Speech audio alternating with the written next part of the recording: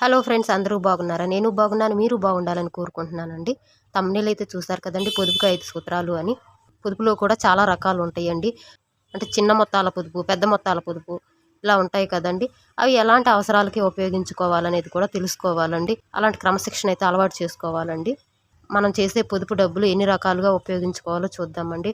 భవిష్యత్ అవసరాలు, అత్యవసరాలు, ఇష్టమైన అవసరాలు, నిత్యావసరాలు, పరిమిత అవసరాలండి.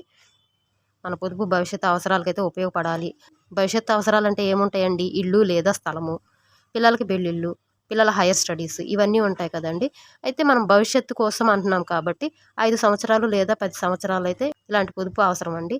మన ఆర్థిక పరిస్థితిని బట్టి మనం పొదుపు చేసుకోవాలండి. 2000, 5000, 10,000, 20,000 అలా ఎవరి స్తోమతను బట్టి వాళ్ళు అయితే పొదుపు చేసుకోవచ్చండి. పీపీఎఫ్, మ్యూచువల్ ఫండ్స్, ఎఫ్డీస్ ఇలాంటి వాటిలో మన డబ్బులను ఇన్వెస్ట్మెంట్ చేసుకోవచ్చండి. మ్యూచువల్ ఫండ్స్లో అయితే 12% ఇంట్రెస్ట్ వస్తుంది కాబట్టి ఇది బెస్ట్ ఆప్షన్ అని చెప్పుకోవచ్చండి. నెలకి 2,000 చొప్పున 10 సంవత్సరాలు మనం మ్యూచువల్ ఫండ్స్లో ఇన్వెస్ట్మెంట్ చేస్తే మాత్రం మనం పెట్టుబడి పెడుతుంది 2.4 లక్షలండి. మనకి రిటర్న్స్ ఎంత వస్తుంది? 4.6 ల్యాక్ అయితే వస్తుందండి.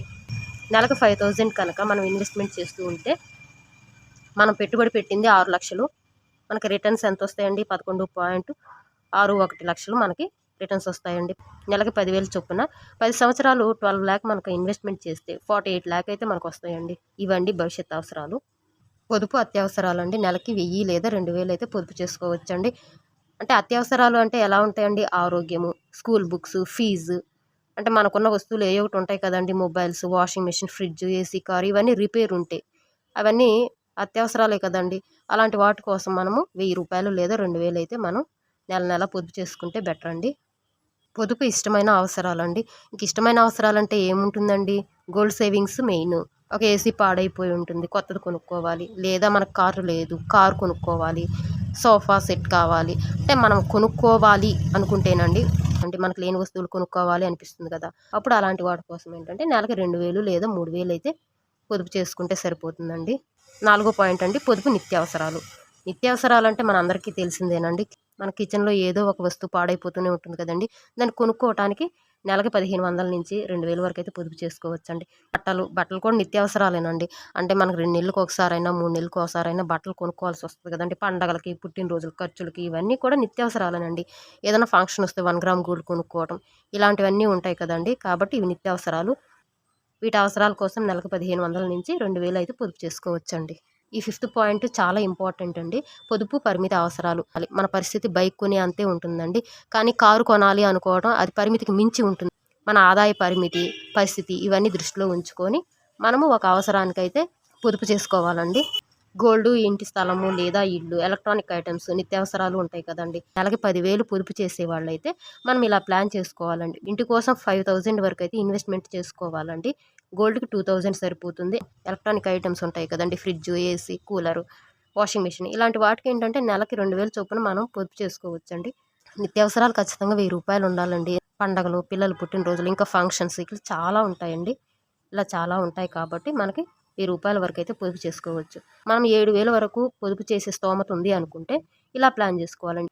ఇల్లు లేదా స్థలానికి ఎక్కువ అమౌంట్ పెట్టాలండి. 4,000.